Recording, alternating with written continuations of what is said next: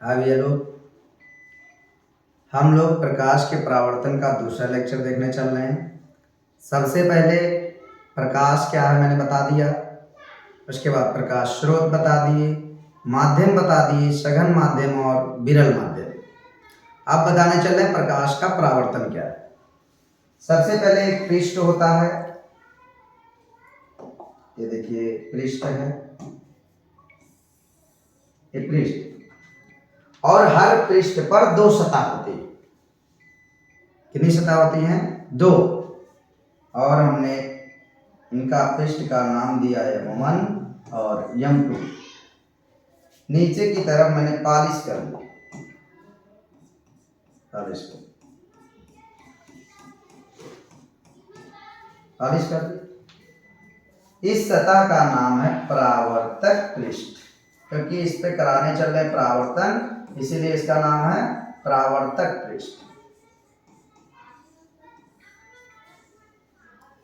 Reflecting surface. अच्छा, अगर पृष्ठ के ऊपर कोई खड़ी लाइन खींचते हैं, ये देखिए खड़ी लाइन, खड़ी लाइन को बोलते हैं अभिलंब। क्या बोलते हैं? अभिलंब। कोई खड़ी लाइन खींचते हैं तो उसे बोलते हैं अभिलंब। ये देखिए ये कौन है? ये अभिलंब।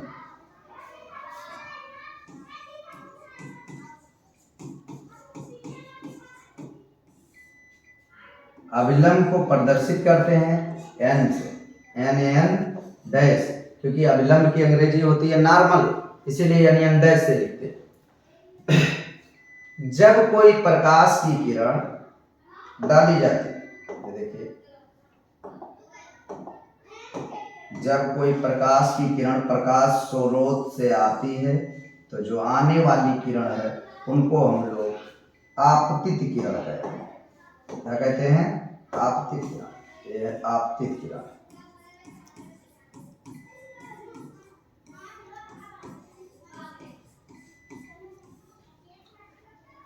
परावर्तक पृष्ठ के जिस बिंदु से टकराती हैं उस बिंदु को अभिलंब नाम दिया जाता है। ये अभिलंब है। आपतन बिंदु क्या बोलते हैं? आपतन बिंदु। हो गया। आपतन बिंदु क्या है? तो परावर्तक पृष्ठ के जिस बिंदु से आपतित किरण टकराती है उस बिंदु को हम लोग आपतन बिंदु कहते हैं। बताओ, आने वाली किरण को आपतित किरण, जाने वाली किरण को परावर्तित किरण। क्या बोलते हैं? परावर्तित किरण। ये देखिए, ये किरण जो है ये कौन सी किरण है? परावर्तित किरण।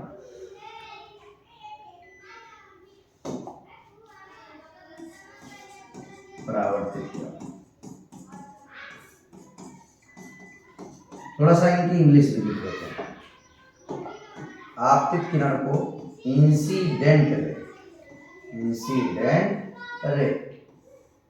अभिलंब को नॉर्मल। परावर्तित किरण को रिफ्लेक्टिंग रे। परावर्तक पृष्ठ को रिफ्लेक्टिंग सरफेस, रिफ्लेक्टिंग सरफेस।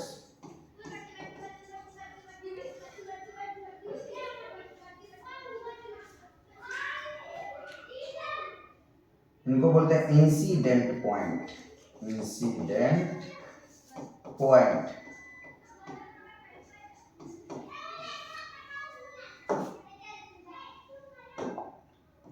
अब आपको बताएं, जब प्रकाश की किरण जो आती उसे आपतित किरण और टकरा के जाने वाली किरण को परावर्तित किरण। सीधी लाइन को नॉर्मल या विलंब कहते हैं। जिस पृष्ठ पे परावर्तन करा रहे हैं उस पृष्ठ को परावर्तक पृष्ठ कहते हैं। देखो, जब ये प्रकाश की किरण आती, अगर पॉलिश नहीं लगी होती तो सीधे सीधे निकल जाती, सीधे सीधे निकल जाती।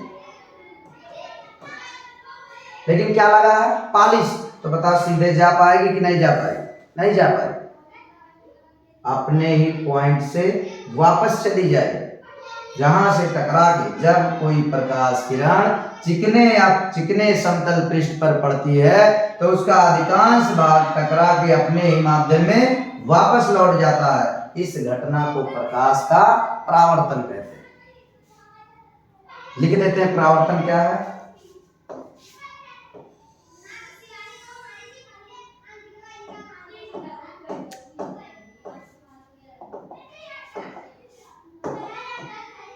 जब प्रकाश की किरण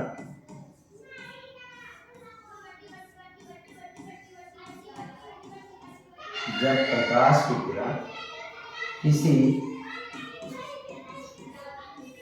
चिकने पालिशदार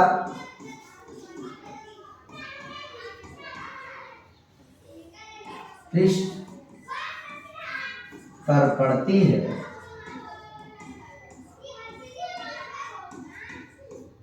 तो उसका अधिकांश भाग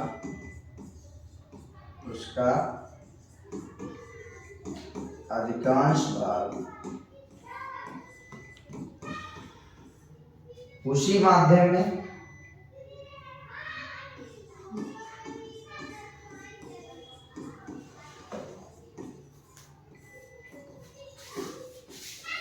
वापस लौट जाता है।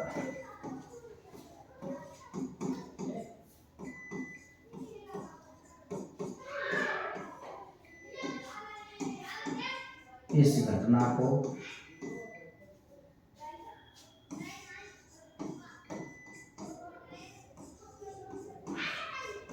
प्रकाश का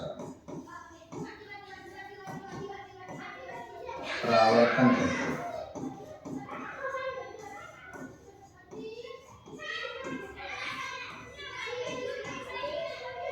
इनको मना करके आओ, आवाज न करें। जब प्रकाश की किरण किसी चिकने या पालिशदार सतह पर पड़ती है तो उसका अधिकांश भाग अपने ही माध्यम में वापस लौट जाता। इस घटना को प्रकाश का परावर्तन कहते हैं।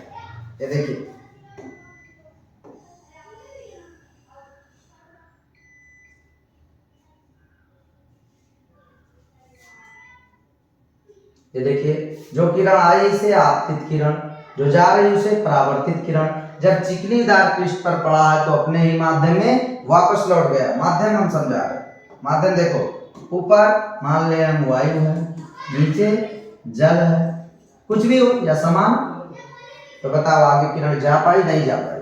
वायु से आई थी और वायु में ही वापस जा रही, इसी को बोलते हैं प्रकाश का परावर्तन। आपको बताएं कि आपतित किरण और अभिलंब के बीच जो कोण बनता है उसे आपतन कोण बोलते हैं, आई से प्रदर्शित करते हैं। परावर्तित किरण तथा अभिलंब के बीच बने कोण को परावर्तन कोण कहते हैं, इसको आर से प्रदर्शित करते हैं क्योंकि इनकी स्पेलिंग आर से शुरू है और इनकी आई से। प्रकाश के परावर्तन के दो नियम। पहला नियम है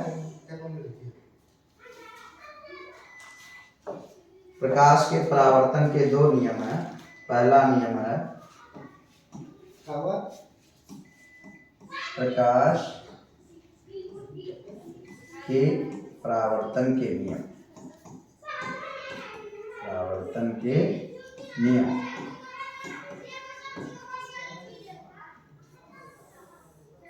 पहला नियम है आपतन कोण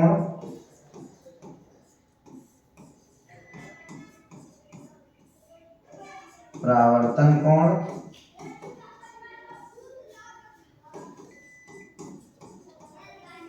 हमेशा बराबर होते हैं।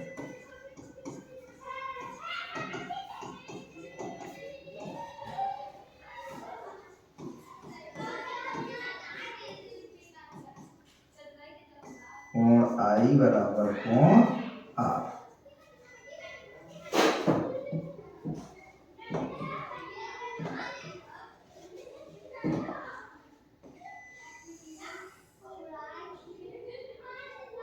दूसरा नियम है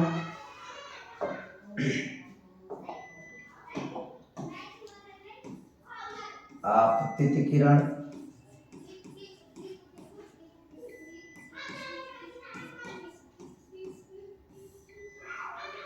परावर्तित किरण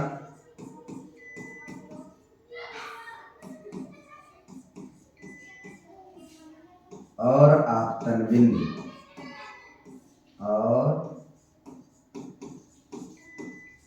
आपतन बिंदु पर डाला गया अभिलंब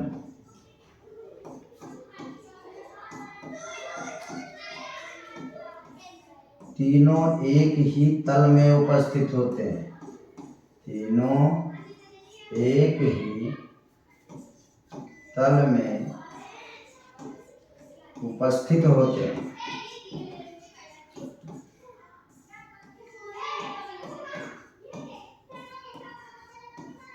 अच्छा, इसका मतलब क्या है?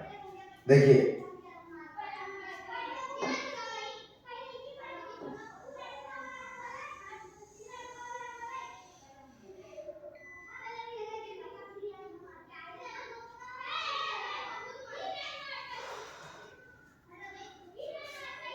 हाँ, ये मान लो ये बोर्ड पे एक आपतित किरण आ रही है, तो परावर्तित भी इसी बोर्ड पे होगी, अभिलंब भी इसी बोर्ड पे होगा। ऐसा नहीं होगा कि आपतित किरण बोर्ड पे आ रही, परावर्तित किरण बाहर निकल जा रही। ये जब बाहर निकल जाएगी तो उसका पृष्ठ क्या हो जाएगा? बदल जाएगा।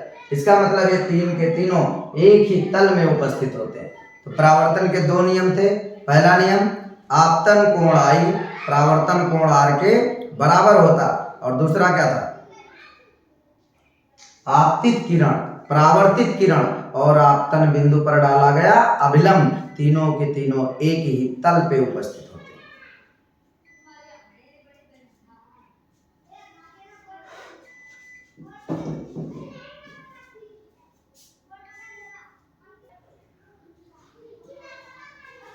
अब हम लोग थोड़ा सा जान लेते हैं प्रकाश के परावर्तन के उदाहरण। देखो, जब हम दर्पण के सामने जाते हैं तो दर्पण के एक पृष्ठ पे पॉलिश लगी है और हम हो गए वस्तु, तो किरण कहाँ से चलती है? वस्तु से।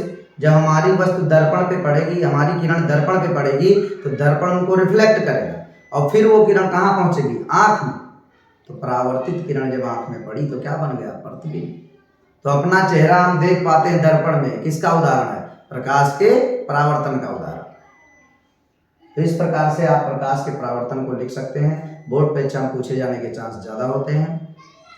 और फिर अगले वीडियो में next. Thank you for watching.